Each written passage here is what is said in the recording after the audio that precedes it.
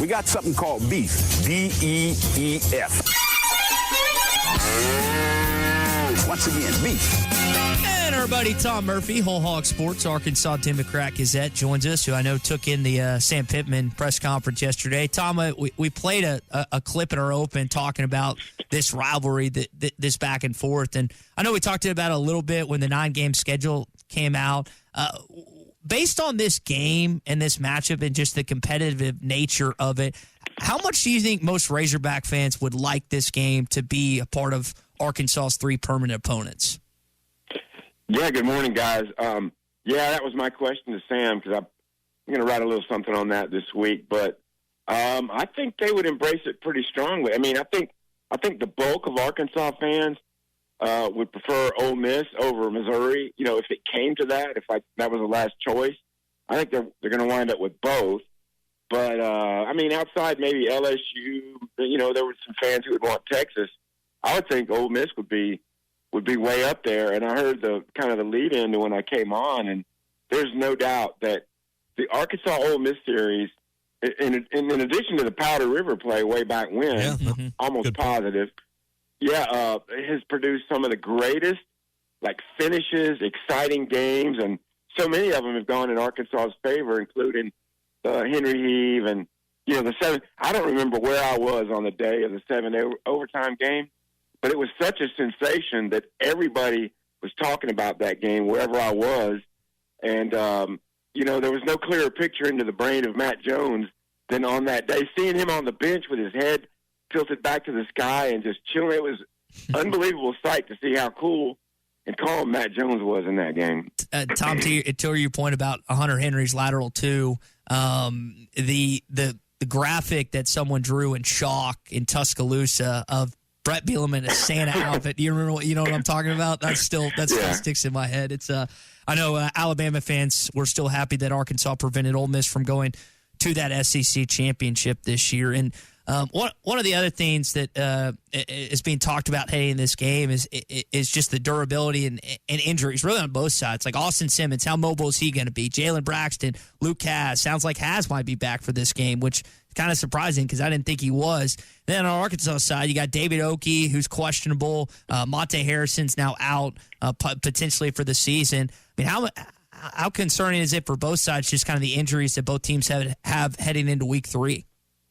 Yeah, exactly. You get a little deeper into the season and they start mounting up. We will not see the initial player report for this game until tomorrow night. But yeah, I mean, Sorey came out late in that drive that ended late in the fourth quarter or early in the fourth quarter on the Arkansas 1. If you remember, he came out as did Phillip Lee, and then Cam Ball was slow to get up. Cam looked to be okay.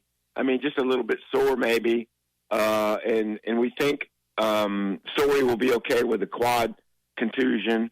Phillip Lee with a rib, all supposed to be fine, but we'll see come game day. But obviously Monte Harrison out. But it's when it's your quarterback, as in the case with Austin Simmons, and Lane Kiffin said he could have gone back in, but I don't think he could have run the ball very much. And Trinidad Chambliss obviously did, but that could kind of limit his decision making or affect his decision making if he is playing Saturday in the RPO game, making him more likely to give. So we'll see how that plays out through the course of the week. Tom, this Arkansas offense has scored more than 100 points. The defense has only allowed 2 touchdowns. Special teams 1 through 2 games. Considering the opponents in the first 2 victories, what do we know about this Arkansas team at this point? Well, that's a great point. I mean, I think to say they're explosive offensively is very accurate so far because Jalen Green's just been dynamic. Some of the issues that kind of plagued him last year, his reads over the middle of the field came to light in the late first, early second quarter the other day, but he seemed to get that under control. So, but just his decision-making on the RPO game, I think he's only made a couple of what you consider wrong decisions so far, and his keeps have been really tremendous. He's so good, makes everyone around him better, all that kind of stuff. Yeah. Defensively, though, I still think there's many questions. If Phillip Lee's rib thing lingers or gets worse, then you've pulled one of your best. I mean, Quincy Rhodes, I think, has risen up to be the best pass rusher. But that's your number 2 guy. I mean, Justice Boone's got to show more. I think the nickelback Jordan Young's got to flash more.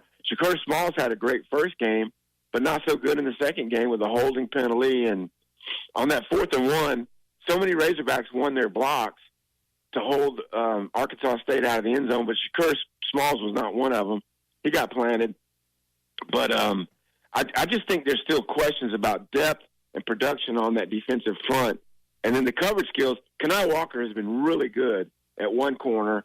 And then Julian Neal, they got on him a little bit in game 1, but I think he responded and had a good game too. But the depth at corner also is in question. So, to me, plenty of questions still defensively. So a key block on that early score on the second play by Robinson that sprung Washington open for the 53-yard run. Arkansas gave up no sacks on Saturday, 2 in game 1. What's your feeling about this offensive line right now? It appears that they have made a considerable amount of improvement over last year's offensive front. Right. And, here we are on the brink of SEC play, so we're going to get a lot more answers very soon. But I think on the whole, they feel they're in better position. I mean, Caden Kittler, I think he issued a little bit of a challenging quote that he thought they were going to kick butt, last week on the radio, and it turns out that they did. So I like that. Robinson has been really good at left tackle, which has freed up Carmona to play guard. It's just been good. And then the Harris and McCroy combo at right tackle has been good and solid. So you'd like to see a Corey get out there. I looked up or watched it. It was 17 yards in front of that Robinson play to make a pancake block. So so far so good, but the true test is coming up.